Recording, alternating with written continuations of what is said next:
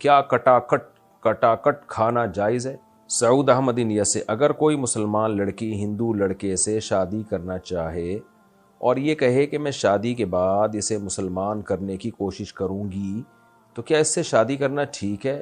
اگر صحیح نہیں تو لڑکی کے لیے کیا حکم ہے؟ نہیں ہو سکتی یہ شادی، چاہے بعد میں اسے ٹھیک کر بھی لے، لیکن شادی جب ہوگی، میاں بیوی کا ریلیشن ہوگا، وہ تو بدکاری اور زنا کے زمرے میں آئے گا۔ کسی کو دین پہ لانے کے لیے اپنا ایمان بیچنا جائز نہیں ہے۔ تو اگر وہ ہندو لڑکے سے شادی کرے گی، شریعت میں یہ نکاح ہی کا لدم ہوگا، اس کی کوئی حیثیت ہی نہیں ہوگی۔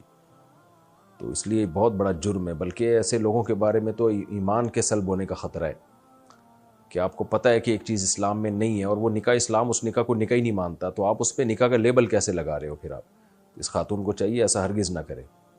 لڑکی کے لیے یہی حکم ہے کہ اس کو چھوڑ دے، وہ خود مسلمان ہوتا ہے تو اپنے والدین کی پرمیشن سے اس سے شادی کر لے، اگر نہیں ہوتا تو بس چھوڑ دے اس کو۔ احتشام صاحب انڈیا سے، میں دہلی میں رہتا ہوں اور میرے والدین تقریباً 650 کلومیٹر دوری پر رہتے ہیں۔ اگر میں دہلی سے وہاں جاتا ہوں تو کیا مجھے قصر نماز پڑھنی ہوگی یا پوری ادا کرنی ہوگی؟ آپ دہلی میں رہتے ہیں تو کیا مطلب کوئی جاب واب کرتے ہیں یا باقاعدہ آپ کی بیوی بچے دہلی میں ہی ہیں؟ اگر واقعی بیوی بچے اور پورا گھر آپ کا دہلی میں ہے تو پھر والدین سے ملنے آپ جائیں گے تو پھر آپ مسافروں والی نماز پڑھیں گے وہاں پہ۔ اور اگر آپ کنوارے چھڑے چھاٹ ہیں، باقاعدہ دہلی میں آپ کا گھر نہیں ہے، تو پھر آپ کا والدین کا گھر ہی آپ کا گھر کہلائے گا۔ تو پھر آپ جاب کے بعد جب والدین کے گھر جاتے ہیں تو وہ چونکہ آپ ہی کا گھر ہے، تو پھر 1 منٹ کے لیے بھی جائیں گے تو آپ پوری نماز پڑھیں گے وہاں پہ۔ یوسف صاحب انڈیا سے، نکاح کے وقت لڑکی سے پوچھا گیا تو اس نے قبول ہے بولا، جب لڑکے کی باری آئی تو اس کے ابا نے بولا ہاں قبول ہے۔ واڑے واہ! تو ایسی صورت میں کیا مانا جائے گا؟ تو لڑکا کیا بیٹھا ہوا تھا، اس کے منہ پہ ٹیپ تھی جو اس کو قبولتے ہوئے شرم آ رہی تھی؟ کیا مسئلہ ہے؟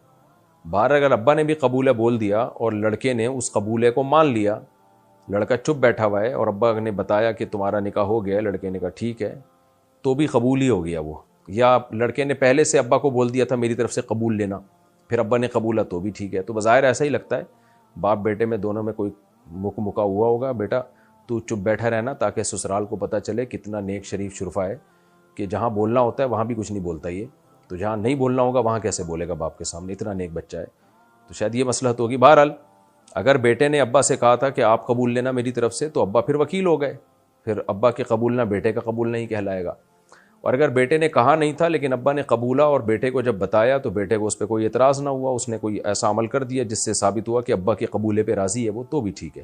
اگر یہ دونوں باتیں نہیں تھی تو پھر یہ قبولنا نہیں کہلائے گا، بلکہ دوبارہ نکاح کر کے بیٹے سے بولنا پڑے گا کہ بھائی تو منہ سے بول، صحیح ہے نا، قبول ہے کہ نہیں قبول ہے۔ اگر مسجد میں جماعت سے نماز ہو چکی ہو اور وہ نماز قضا نہ ہوئی تو اس نماز کو گھر میں پڑھنا جائز ہے؟ اسلاف سے یہ بات ثابت ہے، مصنف ابن ابی شیبہ میں کہ روایت ہے کہ جب صحابہ تابعین میں یہ معمول تھا کہ جب مسجد میں آتے دیکھتے کہ جماعت ہو چکی ہے تو یا تو وہیں انفرادی نماز پڑھتے یا گھر جا کے اپنے گھر والوں کے ساتھ جماعت کی نماز پڑھتے۔ تو آپ کے پاس اب دونوں آپشن ہیں، اگر مسجد میں آئے اور دیکھا جماعت نکل چکی ہے، پہلی بات تو یہ غلط ہے، ٹائم پہ آنا چاہیے، مسجد کی جماعت چھوڑنا جائز نہیں ہے، گناہ ہے۔ لیکن بہرحال ہو جاتا ہے کبھی آئے جماعت نکل گئی ہے تو پھر یا تو وہیں انفرادی فرض پڑھ لیں یا گھر جا کے، بہتر یہی ہے کہ بیوی بچوں کے ساتھ جماعت کر لیں۔ آپ نے بتایا ہے کہ اجتماعی دعا ٹھیک نہیں ہے، تو جو لوگ تبلیغی جماعت میں اس نیت سے جاتے ہیں کہ دعا میں شریک ہوں گے، اس کے بارے میں بتائیے۔ میں نے یہ نہیں کہا کہ اجتماعی دعا ٹھیک نہیں ہے، میری باتوں کو لوگ غلط رخ پہ لے کے جاتے ہیں۔ میں نے یہ کہا ہے کہ فرض نماز کے بعد اجتماعی دعا ہاتھ اٹھا کے ثابت نہیں ہے، اتنی بات کہی ہے۔ ٹھیک نہیں ہے یہ بھی نہیں کہا، ثابت نہیں ہے، لہذا اس کو سنت نہ سمجھا جائے، اس کو ضروری نہ سمجھا جائے۔ بعض مسجدوں میں امام نہیں مانگتا، اس کو امامت سے ہی ہاتھ دھونے پڑتے ہیں، اتنی شدت نہ کی جائے۔ تو اس پہ مفتی رشید احمد صاحب رحمہ اللہ تعالیٰ کا احسن الفتاویٰ میں غالباً 2 یا 3 جلد میں بہت شاندار رسالہ ہے، وہ بھی پڑھ لیں۔ حضرت مفتی شفیع رحمہ اللہ تعالیٰ جو مفتی اعظم پاکستان تھے، حضرت مفتی تقی عثمانی صاحب کے والد تھے، ان کا بھی اس بارے میں بہت شاندار رسالہ ہے۔ تو حقیقت یہی ہے کہ نہ ہی کہ حدیث میں اس اجتماعی دعا کا ہمیں تذکرہ ملتا ہے اور نہ ہی فقہ کی کتابوں میں۔ فقہ کی کتابوں میں بھی اس لیے نہیں ہے کہ حدیث میں نہیں ہے، قرآن و سنت میں نہیں ہے، تو اس لیے اس کا ہمیں نہیں ملتا۔ باقی یہ اتنا بڑا مسئلہ نہیں ہے کہ اس کی وجہ سے مسجدوں میں پھڈے پیدا کرے۔ اگر کوئی امام اجتماعی دعا مانگ رہا ہے تو آپ اس کو مانگنے دیں، انہیں کچھ نہ کہیں، منہ نیچے کر کے چپ کر کے بیٹھے رہیں. پہلے ہی بڑے بڑے مسائل ہیں دنیا میں، ایسا نہ ہو کہ ایک نئی جنگ چھڑ جائے.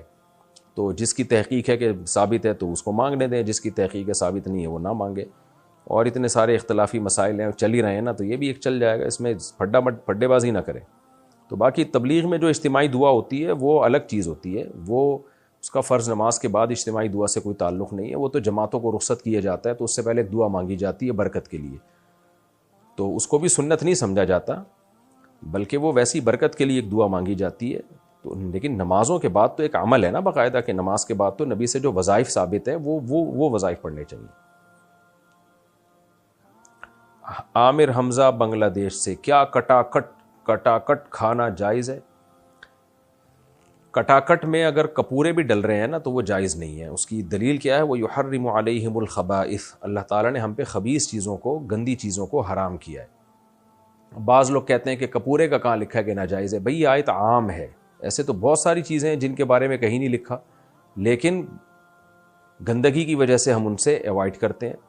مثال کے طور پر منی ہے، بہت سے ائمہ کے نزدیک منی پاک ہے لیکن کھانا حرام ہے، حالانکہ کہیں نہیں لکھا کہ کھانا حرام ہے. اس لیے حرام ہے بھائی خبائث میں داخل ہے، گندی چیز ہے، تو ہمارے نزدیک تو وہ ویسے ہی ناپاک ہی ہے، ناپاک ہونے کی وجہ سے حرام ہے. لیکن جن ائمہ کے نزدیک پاک ہے، کھانا ان کے نزدیک بھی حرام ہے. حالانکہ وہاں بھی یہ سوال ہوگا کہ آپ نے کیسے کہہ دیا، وہ یہی جواب دیتے ہیں بھائی خبائث میں داخل ہے، قرآن میں آتا ہے خبیث چیزیں حرام ہیں، تو یہ خبیث نہیں تو اور کیا ہے پھر یہ. اسی طرح آپ سمندر کی مخلوق میں دیکھ لیں، بہت سی مخلوق، مگرمچھ ہے، کچھوا ہے، کہاں لکھا ہوا ہے کہ یہ حرام ہے، لیکن ظاہر ہے خبائث میں داخل ہے. تو اسی طرح کٹاکٹ جو ہے، وہ جو کپورے ہوتے ہیں نا، وہ گندگی کا، یعنی یوں سمجھیں کہ اس میں ہر وقت گندگی ہی رہتی ہے. جیسے اسی طرح جو نر جانور کی پیشاب گاہ ہے، وہ بھی ہر وقت اس سے وہ ہے ہی پیشاب کے لیے. تو ایسی چیز جو انسان کے وقار کے اور انسان کے مرتبے کے خلاف ہے تو وہ شرعاً جائز نہیں ہے. تو اس لیے جانور میں کپورے ہو گئے یا یہ پیشاب گاہ ہو گئی، یہ کھانا جائز نہیں ہے. اسی طرح جانور میں جو رسولی نکل آتی ہے، بیماری کے پھوڑا نکل آتا ہے، وہ پھوڑا کھانا بھی جائز نہیں ہے، کیونکہ وہ بھی خبائث میں داخل ہے. تو جو بھی یہ کہتے ہیں نا کہاں حدیث میں لکھا ہے، ایسے بہت ساری باتیں حدیث میں نہیں لکھی ہوتی، لیکن اللہ تعالیٰ نے ہمیں اجتہاد کا حکم دیا. تو مجتہدین اجتہاد کرتے ہیں، اور اس اجتہاد کی بیس پہ بھی بہت سی چیزیں ناجائز ہو جاتی ہیں. اور وہ اجتہاد کیا ہے؟ قرآن کی اسی نص سے استدلال کیا گیا، یحرم علیہم الخبائث. تو یہ خبائث میں ہی داخل ہیں یہ سب چیزیں، اس لیے ان کا کھانا حرام اور ناجائز ہے. البتہ یہ ضرور ہے کہ چونکہ ان کے بارے میں وضاحت سے ان کو حرام نہیں قرار دیا گیا، تو اس لیے ان کو اس درجے کا حرام نہیں کہا جاتا جس درجے کے کتے اور بلی حرام ہوتے ہیں. تو اس درجے کا حرام نہیں ہے، تو اس میں کم درجے کا حرام ہے، جس کو مکروہ تحریمی سے تعبیر کیا جاتا ہے. تو اگر کوئی کھا رہا ہے تو اس کو ایک دفعہ سمجھا دیں، مان جائے ٹھیک ہے، تو زبردستی نہ کریں اور اس کو برا بھلا نہ کہیں، اس کو ملامت نہ کریں، لیکن خود آپ اس سے ایوائڈ کریں. کٹاکٹ میں صرف جو کپورے ہیں ان کی بات کر رہا ہوں، جو خصیتین ہوتے ہیں. باقی کٹاکٹ آج کل جو پھیپڑے ویپڑے کا بنتا ہے وہ ٹھیک ہے، اس میں کوئی حرج نہیں ہے. کراچی میں جو کٹاکٹ ہے وہ یہی ہوتا ہے، گردے پھیپڑے کلیجی ملا کے قیمہ بنا کے کھلا دیتے ہیں، وہ جائز ہے، اس میں کوئی حرج نہیں ہے. اچھا بھائی، فہیم النساء انڈیا سے، کیا عورتیں اپنے ہونٹوں پر لپسٹک لگا سکتی ہیں اگر لپسٹک میں حرام اجزاء شامل ہوں؟ نہیں، پھر نہیں لگا سکتی اگر حرام اجزاء شامل ہیں، کیونکہ ہونٹ منہ کے قریب ترین حصہ ہوتا ہے اور اس میں بہت دفعہ لعاب اس سے لگ کے منہ کے اندر جاتا ہے. تو اگر حرام اجزاء شامل ہیں، اور خواتین کو دیکھنی چاہیے، آج کل لپسٹک میں حرام اجزاء بھی شامل کیے جا رہے ہیں، تو اس میں تحقیق کر لینی چاہیے کہ کون سی لپسٹک حلال ہے، کون سی حرام ہے. کیا کھانے کی پلیٹ میں ہاتھ دھو سکتے ہیں جی، اگر کسی کو اعتراض نہ ہو، گھن نہ آ رہی ہو، سامنے بندہ بیٹھا ہوا ہوتا ہے بعض دفعہ تو وہ پھر اس کو برا لگتا ہے. گجرات سے کسی نے پوچھا، کیا کسی سے بیعت ہونا ضروری ہے؟ ضروری نہیں ہے، لیکن مفید بہت ہے. لیکن اس کا تعلق اس سے بیعت ہو کس سے رہے ہیں. آج کل جعلی پیر مارکیٹ میں بہت زیادہ ہیں، زیادہ نہیں بلکہ بہت زیادہ ہیں. بہشتی زیور میں شروع میں لکھا ہوا ہے کہ کسی سے بیعت ہوا جائے تو کوئی پیر جو ہے اس کے اوصاف کیا ہونے چاہیے، پیر و مرشد کون ہو جس سے آپ بیعت ہوں، اس کو اپنا مینٹور بنائیں. تو اس کا فائدہ یہ ہوتا ہے اگر کوئی صحیح پیر ہے، بدعتی نہیں ہے، عقیدہ بھی توحید پرست ہے، توحید پرست پیر ہے، بدعتی بھی نہیں ہے، اور شریعت کا علم بھی رکھتا ہے وہ، اور خود بھی نیک ہو، حب جاہ، حب مال، حب باہ، ان تین چیزوں کا مریض نہ ہو۔ حب جاہ کا مطلب بڑائی کا شوق، تواضع نہیں ہے اس میں، بلکہ اپنی دھونس، اور میں، میرے مرید، اور میں جو ہے نا، بعض دفعہ جب انسان کو عزت ملتی ہے تو اپنی اوقات ہی بھول جاتا ہے وہ، تو یہ سب چیزیں نہ اس کے اندر۔ پھر حب مال نہ ہو، لالچی نہ ہو، مریدوں کی پینٹوں پہ اور جیبوں پہ نظر ہو کہ اس نے ہدیہ کیوں نہیں دیا اس نے، تو یہ چیز میں نہ ہو۔ تیسرا حب باہ، حب باہ کا مطلب یہ کہ حلال و حرام میں جو ہے نا، جو اس میں انسان میں اللہ نے مرد میں ایک ڈیزائر رکھی ہے عورت کی طرف، پیروں کے پاس جب خواتین آتی ہیں تو یہ ٹھرک بھی، بہت سے پیر ٹھرکی بھی ہوتے ہیں، بڑے بڑے ان کے اسکینڈل بن جاتے ہیں، اور جعلی پیروں کی بات کر رہا ہوں۔ تو واقعی نیک آدمی ہو، کیا شرعی حدود ہیں، بیوی اور غیر محرم میں کیا فرق ہے، وہ جانتا ہو اور عملی طور پر جانتا ہو۔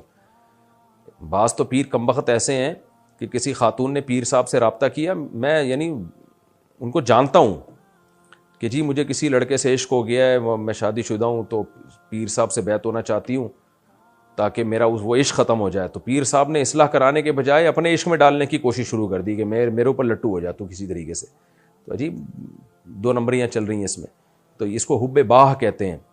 تو حب جاہ بھی نہ ہو، حب مال بھی نہ ہو، حب باہ بھی نہ ہو، شریف انسان ہو، اور پھر اتنا بھی کافی نہیں ہے، یعنی نیک نہ ہو بلکہ نیک بنانا بھی جانتا ہو، اس کو گھراتے ہو کہ لوگوں کی تربیت کیسے۔ بعض لوگ نیک ہوتے ہیں لیکن پاگل ہوتے ہیں، سوری پاگل کا مطلب یہ ہے کہ تھوڑا بیوقوف ہوتے ہیں، تو وہ نیک بنانا نہیں جانتے ہیں، ان کو نہیں پتہ ہوتا سوسائٹی کی اصلاح کیسے کی جاتی ہے۔ تو مصلح بھی ہوں، صالح ہونا کافی نہیں ہے، مصلح بھی ہوں۔